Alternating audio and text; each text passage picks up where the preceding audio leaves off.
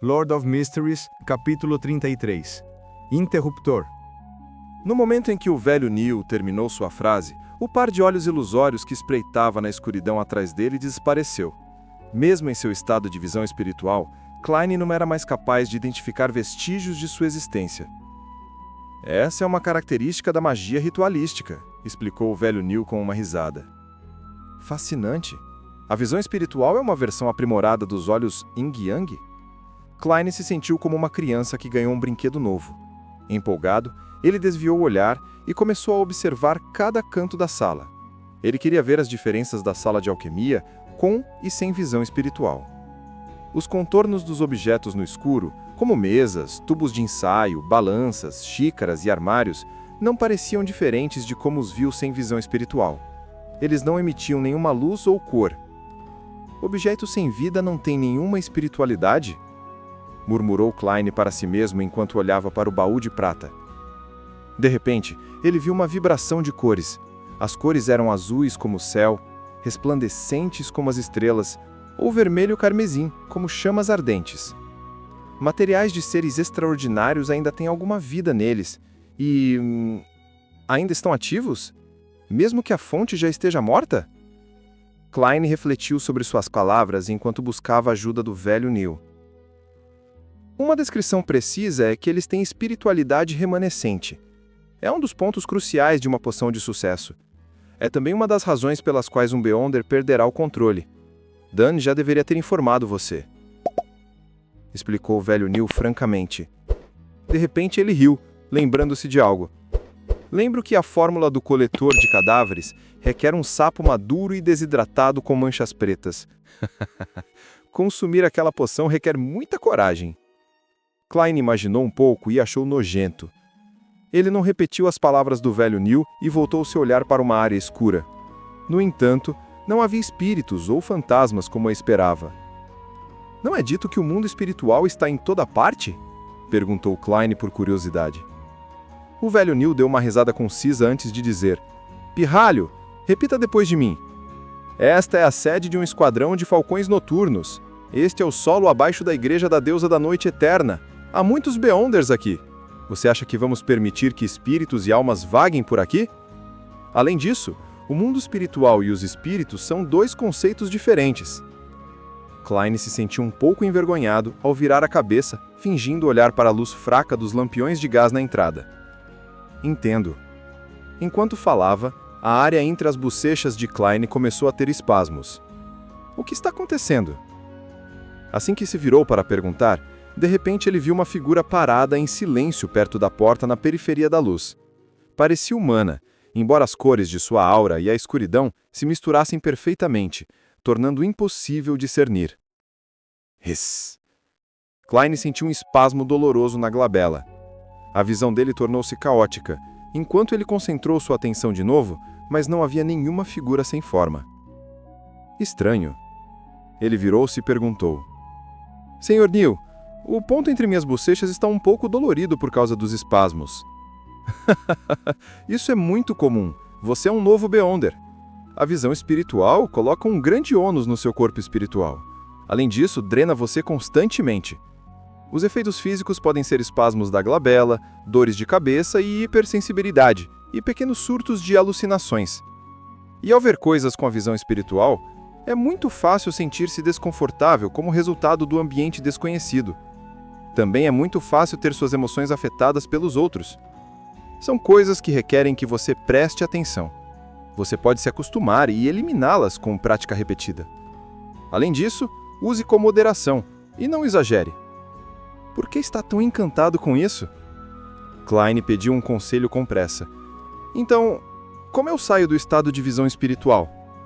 Ele tinha planejado mencionar a figura invisível que viu, mas ao ouvir sobre os pequenos surtos de alucinação entre os sintomas, afastou esse pensamento. Pelo espasmo da glabela e dor de cabeça, ele pode adivinhar completamente a resposta do velho Neil. Como antes, pense num item para desviar sua atenção. Isso tirará você da cogitação. Feche os olhos, controle sua espiritualidade e diga para acabar várias vezes.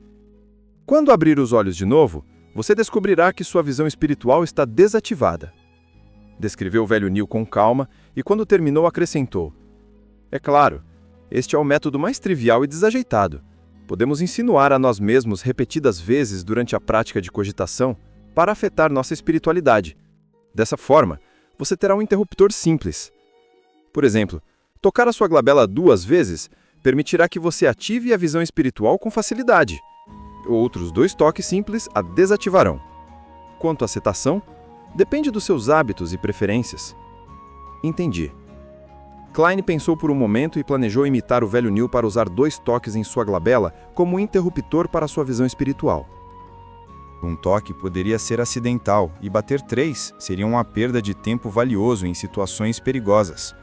Quanto a ações como estalar os dedos, elas chamavam muito a atenção. Ele aliviou seu foco e imaginou as esferas de luz empilhadas e reentrou em um estado de cogitação. Sob a orientação do velho Neil, depois de repetidas dicas e prática, ele enfim configurou seu interruptor. Ele cerrou o punho um pouco e usou a articulação do dedo indicador para bater 2 vezes na glabela. Imediatamente, havia auras brilhantes de diferentes espessuras e cores aparecendo diante dos seus olhos. Depois de mais 2 toques, tudo voltou ao normal. Eu finalmente consegui, ele suspirou com prazer. Só então percebeu o quão exausto estava, sentindo que poderia pegar no sono a qualquer momento. Sua mente doía como se ele tivesse ficado acordado por 3 noites. O velho Neil disse com uma risada: não somos sem sonos.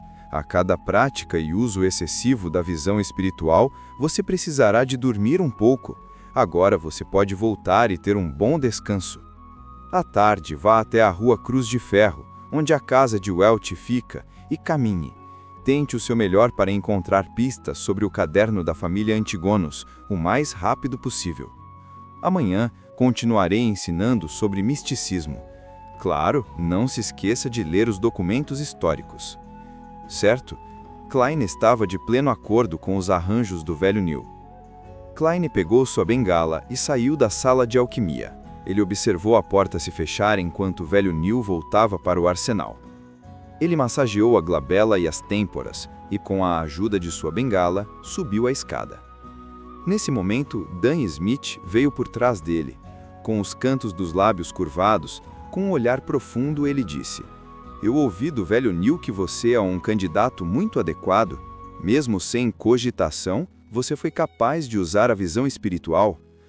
Talvez seja uma característica única de ser um vidente, respondeu Klein com humildade. Ele imaginou que Dan estava vigiando o arsenal do velho Neil. Dan desacelerou e foi um pouco à frente de Klein. Depois de alguns segundos de silêncio, ele se virou e disse: você tem que lembrar que a curiosidade matou o gato. Também pode matar Beyonders. Não tente sondar os murmúrios que você não deve ouvir ou ver existências que você não deve vir. Entendo. Klein sabia que esse era mais um lembrete de como os Beyonders perdiam o controle. Ao entrar na companhia de segurança Espinho Negro, ele cumprimentou o Rosanne, que obviamente não sabia que ele havia se tornado um Beyonder. Em seguida, saiu sem pressa pela porta e alcançou as ruas onde pegou uma carruagem sem trilhos, para a rua Daffodil. Ele quase dormiu na viagem de volta. Ainda era manhã, e a temperatura era de cerca de 26 graus Celsius. Klein tirou uma chave de cobre de sua cintura e abriu a porta de sua residência. Ainda faltavam muitos itens em sua casa. A sala de estar e a sala de jantar ainda estavam vazias. Benson e Melissa estavam no trabalho ou na escola, então ambos saíram de manhã cedo. Klein não tinha a capacidade de se preocupar com mais nada. Ele fechou a porta e logo foi para o 2º andar, entrando no quarto equipado com estantes que pertencia a ele. Depois de tirar o smoking e pendurá-lo em um cabideiro, ele mergulhou com vontade na cama. No momento em que sua cabeça bateu no travesseiro, ele adormeceu. Klein foi acordado pela luz do sol forte. Ele virou a cabeça e aos poucos abriu os olhos para descobrir o sol escaldante. Que horas são? Perdi o clube de tarô à tarde. Ele lutou para se levantar e caminhou até o cabideiro para tirar seu relógio de bolso do smoking. Ele não havia apenas se esquecido do assunto, como também havia se esquecido de fechar a porta do seu quarto e puxar as cortinas da janela a Oriel. Pá! Klein puxou o relógio de bolso e sentiu alívio imediato quando o abriu. Passava pouco do meio-dia. Ainda faltava muito tempo para a reunião marcada para as 3 da tarde. Era segunda-feira, dia em que teria uma reunião com o enforcado e a justiça. Klein pensou, enquanto tocava sua glabela 2 vezes. A cena diante dele mudou mais uma vez, quando ele viu que seu corpo restaurou o brilho. Ele bateu 2 vezes de novo e parou sua visão espiritual. Relaxado, foi até o primeiro andar e ferveu uma chaleira com água. Ele colocou algumas folhas de chá de qualidade inferior e mastigou um pouco de pão de centeio umedecido com um pouco de manteiga.